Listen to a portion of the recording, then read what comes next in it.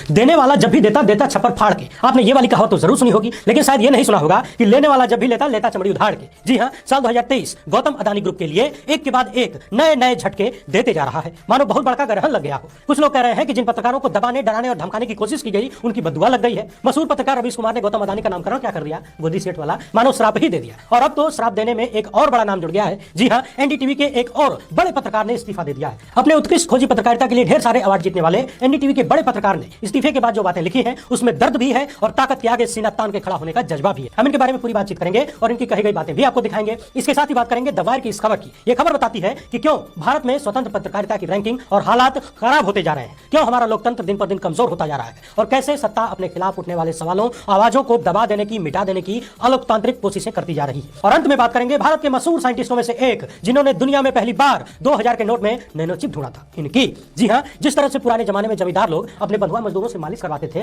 पैरों में तेल लगवाते थे और मजदूर जिस भाव से अपने मालिक को खुश करने की कोशिश करता था, ठीक वैसा ही भाव इनकी हरकतों में आ गया है शाहरुख खान को लेकर। जी हां, कल तक जिस शाहरुख खान को गालियां दी जाती थी कि उनका बेटा चर्सी है, गजेड़ी है, भंगेड़ी है, पता नहीं क्या क्या है, आज वो शाहरुख खान इनके लिए भगवान का रूप हो गए हैं। इनकी बातें जरूर सुनिएगा, क्योंकि इनकी बातों में दिखता है कि जिस दिन भारत में सत्ता बदलेगी तो ये गोदी मीडिया के तमाम लबर झंडे किस तरह से पलटी मारेंगे। बातचीत शुरू करने से पहले आप सभी से अनुरोध है, यदि पहली बार देख रहे हैं तो फेसबुक पर फॉलो कर लीजिए, यूट्यूब पर सब्सक्राइब करके बेल आइकन दबा लीजिए, घंटियां जरूर दबाया करिए, तभी ना वीडियो तुरंत मिलेगा। और यदि आप स्वतंत्र पत्रकारिता की आर्थिक सहायता करना चाहते हैं तो इस क्यूआर कोड को स्कैन करके कर सकते हैं। बाकी मीडिया स्वतंत्र रहे, आपके कब्जे में रहे, आपकी बात करें, वरना गोदी मीडिया को तो देख ही रहे हैं, कब किधर पलटी मार जाए कोनो भरोसा नहीं है। सबसे पहले बात कर लेते हैं राहुल गांधी की भारत जोड़ो यात्रा की। आज राहुल गांधी ने श्रीनगर के लाल चौक पर तिरंगा फहराया है। इस दौरान उनके साथ हजारों की भीड़ नजर आई। तिरंगा फहराते वक्त यहाँ कुछ गीत भी गाए गए, जिनमें राष्ट्रगान भी शामिल है। याद करिए, कुछ दशक पहले कुछ लोगों ने लाल चौक पर तिरंगा फहराया था। उस घटना को आज तक लोगों के बीच रटवाया जाता है, परोसा जाता है, उसका खूब महिमामंडन किया जाता है। मगर आज की इस घटना पर मीडिया में कितनी चर्चा है कि राहुल गांधी ने लाल चौक पर तिरंगा फहराया है, जरा ढूंढ कर देखिए। हमारे देश की मीडिया को भारत जोड़ो यात्रा में भीड़ केवल तब दिखी जब कोरोना का डर फैलाना था। अच्छा, एक बात बताइए, कोरोना की ट्रेन मिस हो गई क्या? कुछ दिन पहले तक तो एकदम भयंकर रूप से आ रहा था, पूरे देश को निपटाने वाला था, अब कुछ पता नहीं चल रहा है। पता चले तो बताइएगा। वहीं राहुल गांधी ने कश्मीरी पंडितों को लेकर कुछ गंभीर सवाल उठाए हैं, आप जरा सा इन्हें सुन लीजिए, फिर आगे बढ़ते हैं।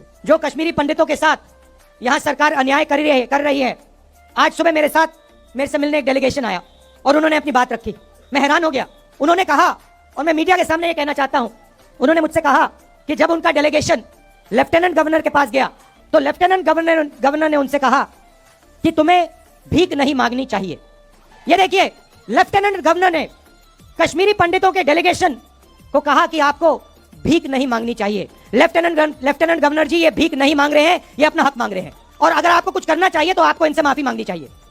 सुन लिया आपने। कश्मीरी पंडितों से बातचीत करेंगे तो पता चलेगा कि वो लोग भारतीय जनता पार्टी की सरकार के कार्यों से कितने नाखुश हैं, कितने नाराज हैं, और जो दावे किए जा रहे हैं कि कश्मीर में ये हो गया वो हो गया, वो कितना खोखला है। मगर देश में बहुत सारे लोगों को लगता है ये फिल्म बना दी, काम खत्म। फिल्म बनाकर कश्मीरी पंडितों के दर्द को बेच लिया, धंधा हो गया, माल कमा लिए, अब कश्मीरी पंडित अपना अपना देख ले। वहीं एक खबर गुजरात से भी आ रही है। 1181 पदों के लिए यहाँ पर 9,50,000 से ज्यादा लोगों ने आवेदन किया था। परीक्षा 29 जनवरी को होने वाली थी, लेकिन परीक्षा शुरू होने से कुछ घंटे पहले ही पेपर आउट हो गया, परीक्षा भी रद्द हो गई। ठीक उसी तरह से जैसे कुछ महीने पहले उत्तर प्रदेश में यूपीटीएटी की परीक्षा रद्द हुई थी, और कुछ हफ्ते पहले राजस्थान में भी यही मामला हुआ था, पेपर आउट हो गया, परीक्षा रद्द हो गई। लेकिन एक बात सोचने वाली है, गुजरात जैसे तथाकथित विकसित राज्य में 1181 पदों के लिए 9.5 लाख लोगों ने फॉर्म भर दिया, और वो भी जूनियर कलर के पोस्ट के लिए। हम तो सुने थे कि वहां रोजगार ठेलम ठेल मिलता है और लोग वहां रोजगार मांगते नहीं है, बल्कि रोजगार देते हैं, काम करने वालों की कमी है। ये कैसा गुजरात मॉडल है भाई? हाल ही में अडानी ग्रुप ने एनडीटीवी को टेक ओवर कर लिया। इसके तुरंत बाद सबसे पहले रवीश कुमार ने इस्तीफा दिया, और ये इस्तीफा इतना जोरदार हुआ कि एनडीटीवी के बिक जाने से ज्यादा रवीश कुमार के इस्तीफे की चर्चा हो गई, और वो भी पूरी दुनिया में, गोदी मीडिया को छोड़कर। हालांकि सबसे ज्यादा खुशी गोदी मीडिया के लपट झंडे को ही हुई थी। इसके कुछ दिन बाद एनडीटीवी के संस्थापक प्रणव राय और राधिका राय ने भी कंपनी की बोर्ड से इस्तीफा दे दिया, और अब एनडीटीवी के जाने माने और वरिष्ठ पत्रकारों में से एक श्रीनिवासन जैन ने भी इस्तीफा दे दिया है। श्रीनिवासन जैन को उनकी खोजी पत्रकारिता के लिए कई बार सम्मानित किया गया है। अपने इस्तीफे की जानकारी देते हुए श्रीनिवासन जैन ने लिखा कि एनडीटीवी के साथ 3 दशक की लंबी यात्रा का आज अंत हो गया। रिजाइन करने का फैसला बहुत आसान तो नहीं था, लेकिन जो है वो है, बाकी बाद में। यदि आपके भीतर तनिक भी सोचने समझने की क्षमता है तो कल्पना करके देखिए, जिस एनडीटीवी में लोग दशकों से जुड़े रहे और अपनी ईमानदार पत्रकारिता के लिए कई बार सम्मानित किए गए अलग अलग संस्थाओं द्वारा, आज ऐसा क्या हो गया कि इतने बड़े बड़े पत्रकार एनडीटीवी को लात मारकर बाहर आ रहे हैं। और इतना ही नहीं, अभी बहुत सारे हैं जो लात मारने के लिए तैयार हो रहे हैं। उम्मीद जताई जा रही है कि जिस तरह की पत्रकारिता एनडीटीवी ने अपने लोगों को सिखाया और अपने तरीके से काम करने की आजादी दी, वो आजादी अभी और इस्तीफे करवाएगी।